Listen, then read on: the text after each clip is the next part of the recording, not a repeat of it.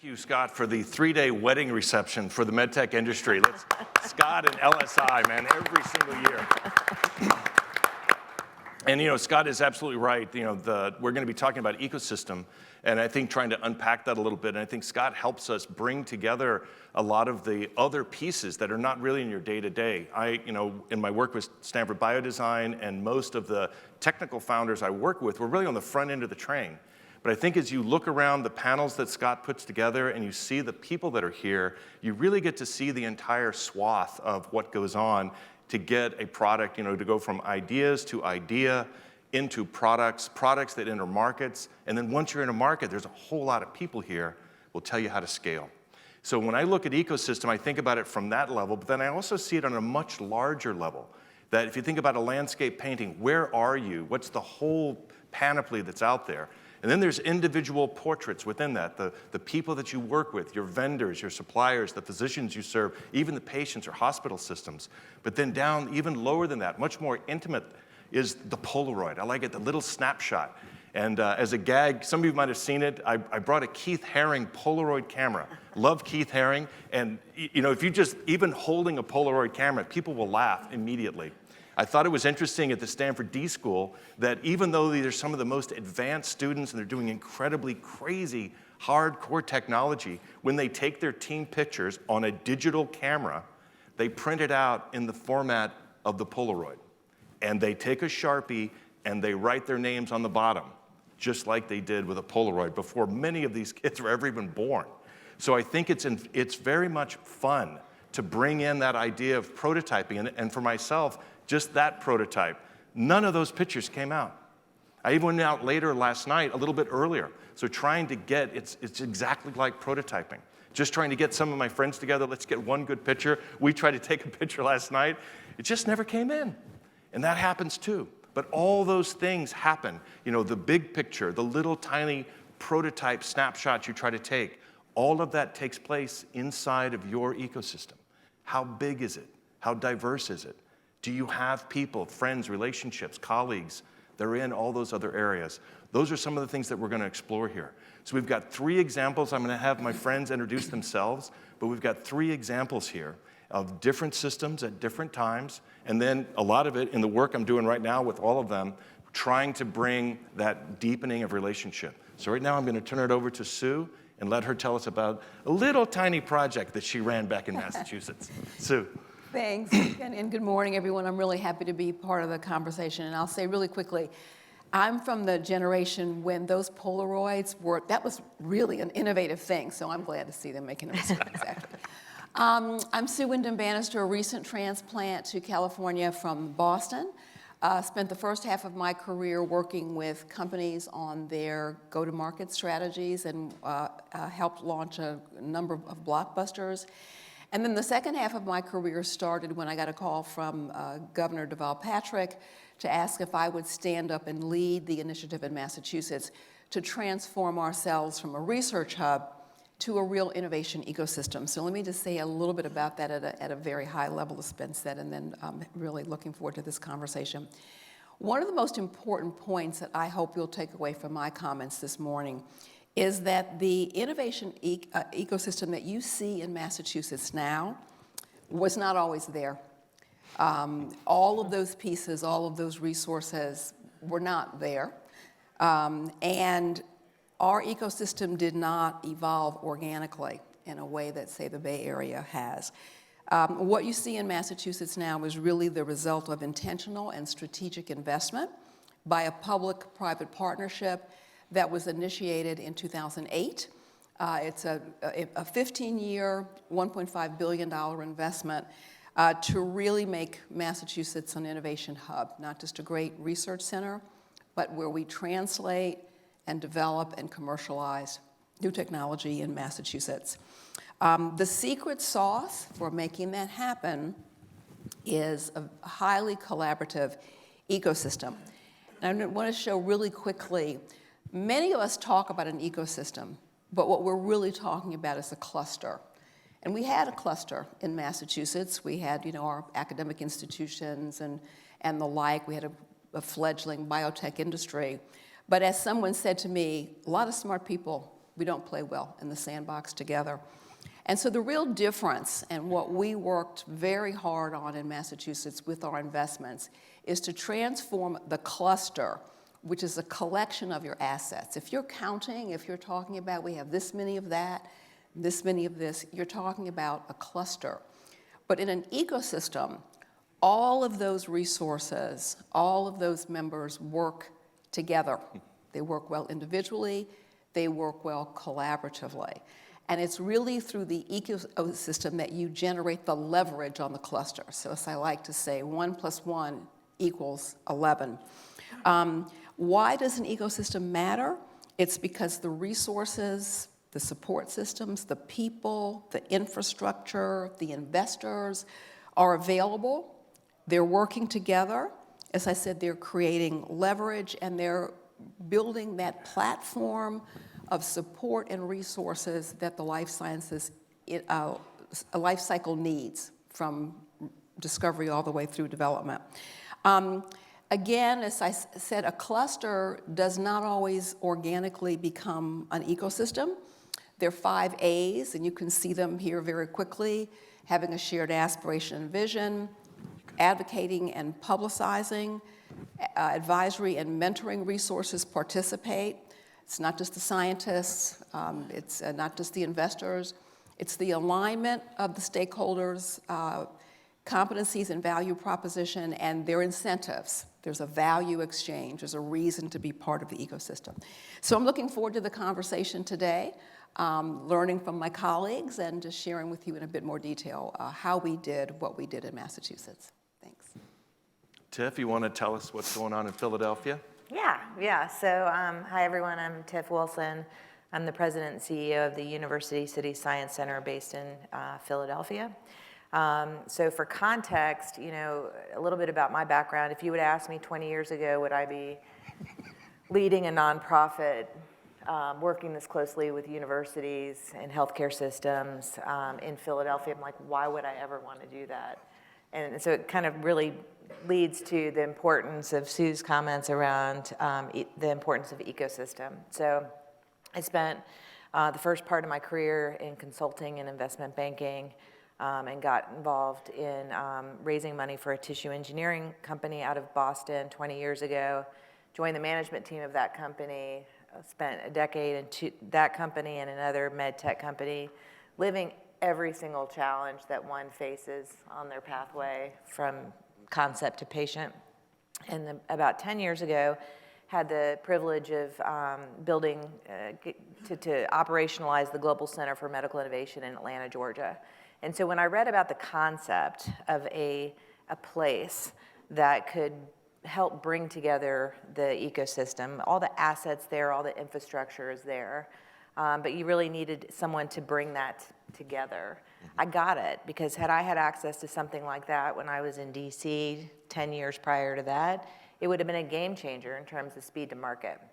And so that was my kind of entry into this weird world that I call of innovation, entrepreneurship, and talent, and the weirdness of bringing all these things together, but the importance of it to really help early stage companies get to where they need to be, and which is having an impact in patients' lives. And so I've been at the Science Center for 18 months now. I joined in October 2020, and that's a whole nother panel on how to join a new organization in a new city during a global pandemic. But the Science Center, what's inspiring to me about it, and what really drew me to Philadelphia, is the Science Center's been around for 60 years. It is the oldest urban research technology park in the country. We're located in University City, West Philadelphia, and what's inspiring to me is that we have 31 shareholders. And so for those of you who are familiar with working with universities and healthcare systems, they don't always get along so much. No? They don't. Oh, They Tiff, don't. that's shocking. But somehow, these organizations have agreed that there's the importance of a innovation intermediary. And we started off as a real estate play to really build out lab space to house life science companies spinning out of Penn and Drexel and CHOP. Jefferson, Temple, these are all organizations around us, but have really evolved into, we've got the real estate and that asset base, which is wonderful as a nonprofit, but we've developed a series of programs around 4 key pillars. And so those are really, how do we help early stage companies commercialize their technology, so move from a prototype to first product, generate first revenue, raise first capital, hire first employees. The Science Center has built some tremendous work around STEM education and workforce development. So we have a program called First Hand, where we bring middle school and high school students in underserved schools into the Science Center during the school day, where they work in a dedicated lab, and they're mentored by scientists that reside on our campus in all these cell and gene therapy companies, biotech companies, technology companies, and it's just wonderful to see. And then we've got our workforce development program engages with adults with a high school diploma or GED in West Philadelphia to really provide the technical training needed to go and work in the technical jobs in all of these industries that are growing.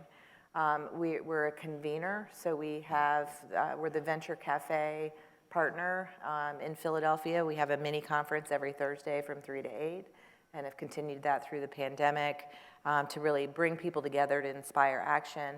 And then finally, we have a new pillar as part of the strategic plan that I put together last year around capital. And so really, how do we address some of these, particularly in the emerging medtech space, seed and Series A capital for medical device and healthcare technology. So we're just about to kick that fund off, but I'm excited about the path forward. Thank you, Tiff. Yep. So now, magically, without traffic or having to change planes, we're going to land in Los Angeles. Jennifer's going to tell us about Westwood and the UCLA health system, which she's been taking a leading role in bringing the biodesign principles into the UCLA health system. So Jennifer, tell us more about that.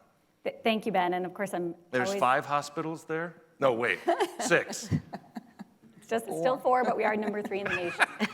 I'm just excited to be here today with Sue and Tiff and Ben. I myself am a Boston native, so I'm a Los Angeles transplant. And the first thing I thought when I got here, well, how are we going to turn a cluster into an ecosystem when we have 2 basketball teams in the same town and people can't even decide which one they're rooting for? So I think it's really, Los Angeles is a unique region, and certainly thank you to Scott and the LSI team for bringing this conference to our backyard, because I think it's so fantastic to see all the investors, see all the strategics, see the entrepreneurs coming here to convene, like Tiff said, and really help to build up that ecosystem from a global lens, really, what we're seeing here this week. One of the things that is unique about UCLA is that we're sitting in Southern California. So in Southern California, in the Los Angeles region, we produce more PhDs. So we've got Caltech that produces the most number of PhDs in the country. UCLA ranks number 1 for startups among universities globally based on university-derived IP. And so we have some very unique assets, and of course you couple that with the creative underpinnings of the entertainment and media industry that are often considered sort of the hallmarks when we think about Hollywood, right? So when we think about Los Angeles. And what we've seen most recently is Los Angeles actually ranked number 4 in the nation for health tech because of those creative synergies that are starting to come together and build the ecosystem that Sue mentioned. Myself, I'm a bit of a wolf in sheep's clothing. I'm a mechanical engineer who's a business school and a medical school professor. I think that is often an advantage, because when I go in, I kind of think, well, how do we fix it? How do we build it is sort of the lens that I look at it. And what we've done at UCLA is take a health system-centered approach to cultivating innovation. UCLA Health is an extremely unique health system. We're part of the UC Health California-wide health system. We have more than 21 million patients that we treat. And so in launching the Biodesign program a few years ago at UCLA, we've really taken a patient-centered approach to innovation, as well as a community-centered approach to innovation. When we think about how do we build innovation ecosystems, we have to think about engaging community, we have to think about diversity, and how do we leverage diverse assets. So for example, at UCLA Biodesign, half of our leadership team is female, and half of our leadership team are persons of color. And so we want our leadership in our innovation ecosystem to represent the community that we serve. And I'll pause there because I know we have a lot of other points to discuss that Ben has on the agenda. Well, I'll pick up with that, Jennifer. And so I think in this last year, the group of fellows, I think we had the first time that we had the feedback loop. I always talk about the work I do with Jennifer, it's catch and release. And Jennifer had made a post recently, which it didn't really occur to me, but what we're actually doing is training the leadership within UCLA Health. Because we have clinicians coming in, we have engineers coming in. Jennifer is like luring, and I don't know, wolf and sheep closing, but the Pied Piper, luring all of those business school students over. And even in programming that we had done there, finding out that business students are not invited to talk with technical people, or the technical people are not thinking to reach out to business school students. So Jennifer, it was interesting to see that first feedback loop where we had, how did you hear about the program? I always ask them, how did you hear about this, and how's it going for you? And they had talked to one of the early students, and now that word had gotten out. So I think that's another element of ecosystem, is almost that evangelization. It was a good experience for me. Believe it or not, I talked to data scientists, I survived the conversation. And that, because people don't understand how other people think and talk. So Jennifer, can you pick up on that feedback loop that's happening? Yeah, and it's a great, and there's a few pieces, I think, of that feedback loop that are so important. One is to kind of see leaders, interact with leaders that kind of look and share the same experience as you do. And so one of the things that we are involved in here in Los Angeles, there's a consortium called Pledge LA, which is a group of investors that are committed to building a diverse group of stakeholders in our ecosystem. And so we're part of that Pledge LA. Bioscience LA is of course involved. And the other piece in that, in terms of building diverse leadership and then building that network.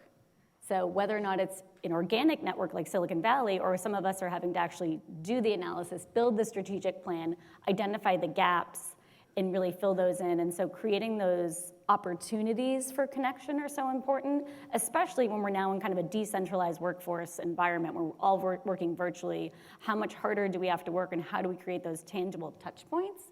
I think is something that we've been able to successfully do through the pandemic, because we were pulled in by that center of gravity at the health system where we had that urgent need. We had fellows going out, traditionally in a biodesign program, many of you know, you go out, you do an externship, you go to a strategic, you go to a design firm. Our fellows came in, they 3D printed swabs, they built masks, they did it all over the course of a year, and they really came together. So we're always pulled in together by that patient-driven mission that we have at the health system. And I think that many of us are here at this conference because we ultimately want to impact patient care, and that creates that feedback loop, because you have that shared enthusiasm and shared mission. Sue, did you have something? Well, I'm really resonating with what you're saying, with what you both have said, and thinking of that in Massachusetts, one of the ways in which we sort of coalesced this ecosystem was to make investments that required collaboration. So as an example, we'll take infrastructure as an example. Massachusetts, believe it or not, was lacking commercial lab space, incubating space, accelerating space. So one of the investments that we made was to provide the seed funding for something called Lab Central, which some of you may have heard of. It sits in Kendall Square. It's a co-working space.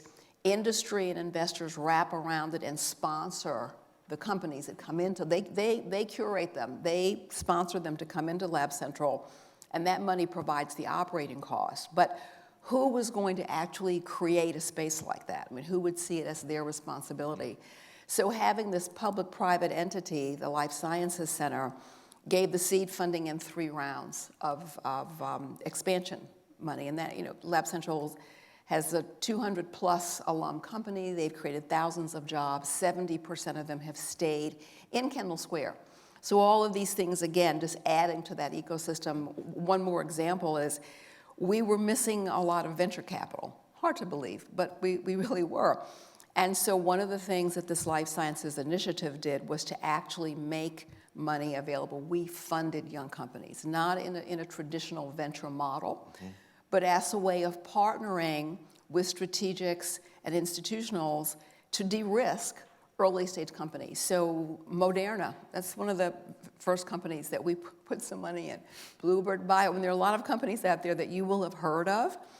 We helped get them down the pathway so that they were less risky investments. And so you begin to build your ecosystem in that way. You have investors who say, well, too early for us, but maybe This public-private partnership will put some money. They will think about filling in some of our gaps in workforce, in infrastructure. So you build this ecosystem in part by providing resources, but making it a requirement that people work together collaboratively to access those resources. So that was a big part of our strategy. Tiffany, are you seeing that? I always think about, as I've gotten to know the Science Center more with Tiff being there, I almost see it as this Switzerland that, you want to make this neutral ground. I'm wondering if as you're hearing these comments, if you're thinking now about your fund, you've pivoted to be completely, to dedicate the center to the life sciences. Yeah. Are you seeing any models there that you might adopt or you're already seeing in play? Yeah, I mean, the importance, and I don't think we think about this enough as an industry, and, granted, all of y'all are building your companies, right? So you're not thinking about this stuff, but we understand kind of in the background what needs to happen to bring these ecosystems together. And it's like the importance of like state government, right? Yes, and in election cycles, and how do you convince, state legislators who aren't in the life sciences industry, and they may only care about, like in their district, agriculture or something like that, but recognizing why it takes so much money to build out this infrastructure.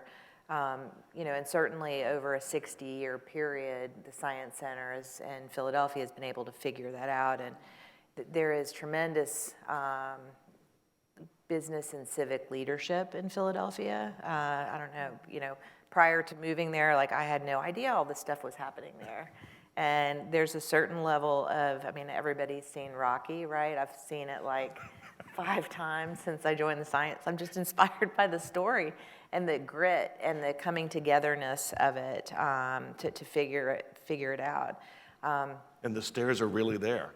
Stairs are really there. And so is the statue, right? So is the statue. It's fantastic. But there's been a tremendous investment in the community, by the state and the federal government. EDA has played a big role in providing grant funding for our programs. But I do, look at playbooks of other cities and how they're doing it, and it is a quirky space to be in to figure out how to get all these people together. Jen, you talking about how all these different disciplines come together. We've seen in this industry over the last decade just the convergence of everything and the need to see technologists and clinicians work together in a way that they haven't in the past. And I see that continuing in Philly. We have a tremendous cell and gene therapy platform. And, you can raise your hand if you're an esteemed faculty member at Penn, and all of a sudden $100 million will fall out of the sky. And that doesn't really happen in our industry. But there's tremendous opportunity for kind of ancillary stuff. And that's where I'm really excited to bring my med tech background, to bring that structure to the Philadelphia region, where there is a tremendous amount of medical device innovation, a tremendous amount of digital health innovation. It just needs to come together more as a cohesive ecosystem. Can I make a quick comment that both of you have made, Jen and Tiff, because you talk about the academic institutions, the medical centers, and our universities. And one of the, I think, really important levers and push points in building an ecosystem is getting the academic institutions to realize what an important role they play, not just in training talent and not just in their basic science, but really getting them engaged in recognizing that they're partners in translating and developing and being more collaborative, right?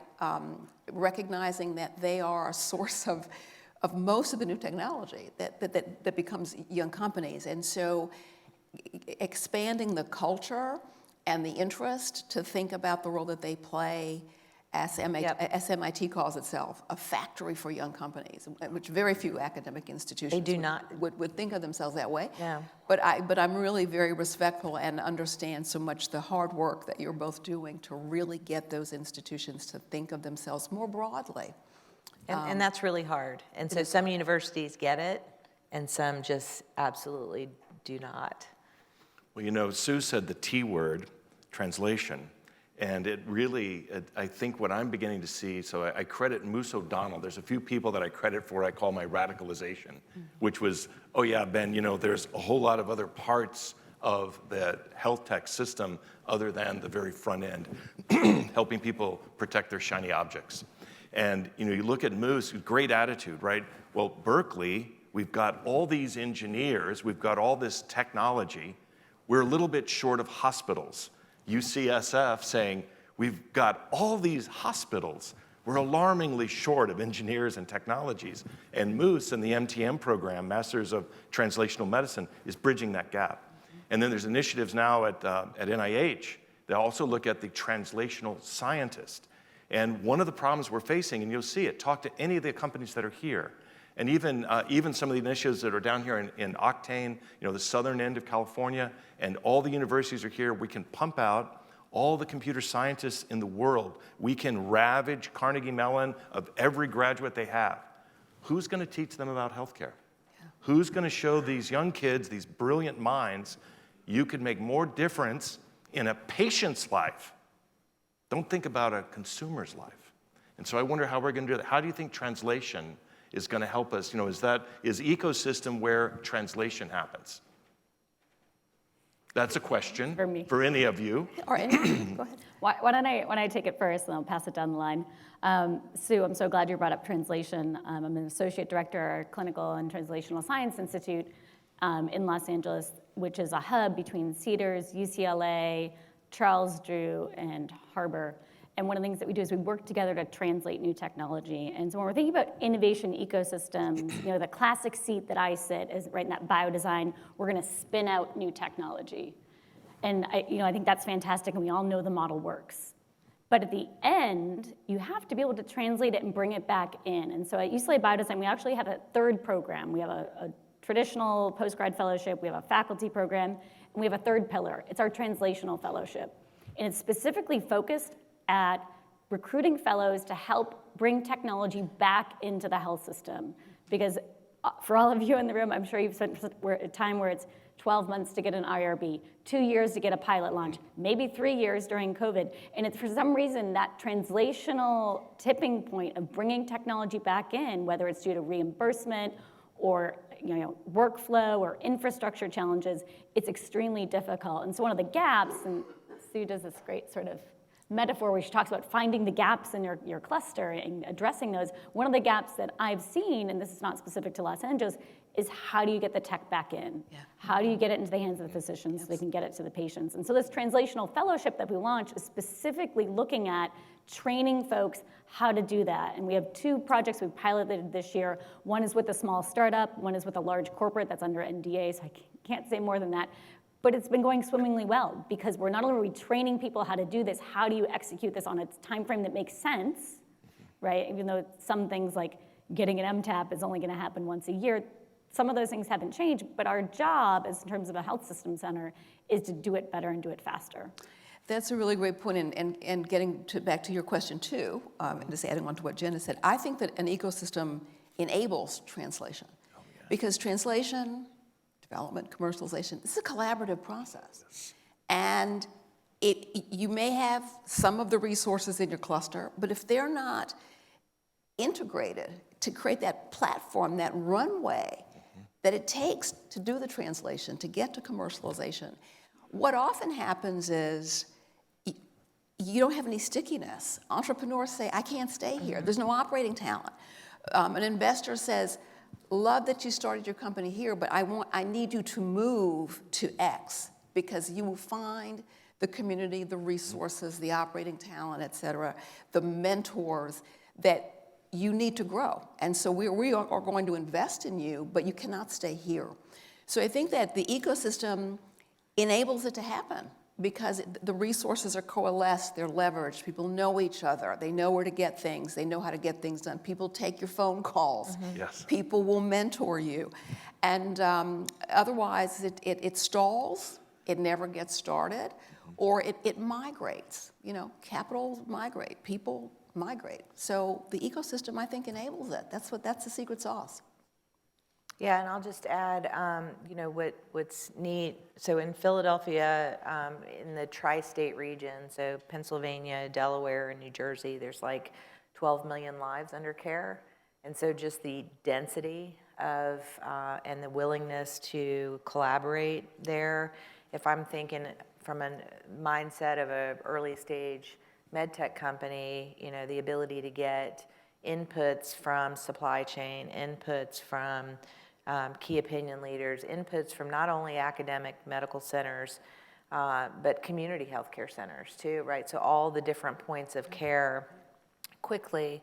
Over the last decade, as I've been in this, as I refer to the weird world of innovation and entrepreneurship around healthcare, I've heard increasingly, I know all of y'all have experienced this as well, hey, Tiff, getting through FDA is like not a thing anymore. It's not, we're not whining about that anymore. But I can't get into the healthcare system. I can't get sales. And then at the same time, I've seen a lot of new innovation platforms in healthcare systems where everyone wants the innovation, but they're not including the operating side of it. And so there's all these new ideas that clinicians are coming up with, and then they bring it to, they're like, I'm going to make that, I'm going to bring it into the OR and test my prototype. And then supply chain finds out, and they're like, no, you're not going to do that. Right? And oh, by the way, I don't want to buy that ever. And so, you have to if we think about innovation ecosystems, we've got to include not only the shiny, sexy part of innovation, but the hard, pragmatic integration for how do you actually get that in the healthcare system. And I think we understand that more now, but I think that's an important part of the translational equation, if you will. Even over breakfast this morning, I was talking about, I want to see our hospital systems. Those are becoming incredible networks that are already integrated, but how do we make them innovation ready so we can actually deploy that? I'd love to see the U.S. turn into a team of teams. Kelly McChrystal talked about, so it really is that difficult. It is, I look on a lot of my Navy experience, joint force with all the different operating units. We're not really made to work with each other, but when you have common mission, it's very clarifying, particularly when you're being shot at. So I think if we can get that kind of that spirit of, we're all focused on the patient, we're all focused on advancing the standard of care, that can help kind of bring some of these how do we link together all these ecosystems? So Exactly. I think of Philly as a living lab, right? So we've got all the assets, the infrastructure, the talent. For better or worse, we have problems. A lot of healthcare disparity is something that I'm focused on. We learned that in COVID. It's a big spotlight on it, kind of like these bright lights on, health disparities.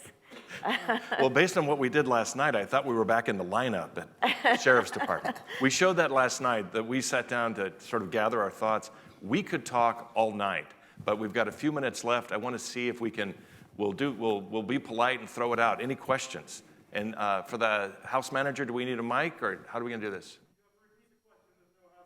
Oh. No microphone for you. Oh, good. Use your outside voice. 5 kids, I'm loud. I live in the greater Philadelphia area, and it's more of a comment, right? If you look at Seattle and if you look at Boston, every one of the healthcare ecosystem organizations is now competing with Google, is now competing with Meta, aka Facebook. In fact, both those buildings went up in Cambridge over the last 10 years. That's right. So what a beautiful opportunity you all have as a link to students to get them interested at the undergrad and grad level in what's going on in healthcare and solving patient issues, right? Yeah. Because if you don't get them involved and interested early on, they're going to go work for Google. They're going to go work for Amazon. 1 out of every 170 employees in this country works for Amazon. I know a lot of that's warehousing. 1 out of 100 work for Walmart, and this is only going to increase. So you're in an unenviable and really critical position and opportunity to get people interested in saving lives. Well, even at the how do we do that, even Tiff? at the middle school and high school level, you can't be what you can't see. That's right. right? And so, you know, really kind of getting that in there to do well and to do good, which is such a, you know, common thread across this industry. But I'll just kind of end by saying, you know, kind of on the living lab concept and kind of bringing together the ecosystems, you know, we can pilot stuff out in Philadelphia, but that doesn't equate to successful commercialization. So to be able to know Jen, right, and have the tie into LA, and to say, all right, this is what we did here. What do we need to, you know, to infuse into that process, and how can we do a pilot with you? And how can we go to Massachusetts and do that? Because that really kind of creates that competitiveness for U.S. medtech. Two quick thoughts to what you said. One, I agree with you, and as the life sciences was really coalescing in Massachusetts, guess who showed up? A lot of the big tech companies came, right? And so you're absolutely. What we did in Massachusetts, the Life Sciences Center, I think since 2008, maybe has spent $20+ million on internships. So literally giving stipends for young people to go and work in startup companies, because again, we want them to have the exposure to the young companies, to think about entrepreneurship, to help build operating talent. So one way is to actually build ramps into the industry and get to see all the different skill sets that our industry uses, and real-world experience for folks. So that's just one way that we begin to address that in Massachusetts. Thank you so much for that question, and thank you all so much for coming in here on day 3 of Scott Pentel's 3-day wedding reception, to the LSI MedTech 2022. And I want to thank Tiffany, Sue, and Jennifer for coming out and braving this terrible, terrible, beautiful morning down here in Dana Point. So thank you all very much for coming. Thank you. Thanks. Thanks, Ben.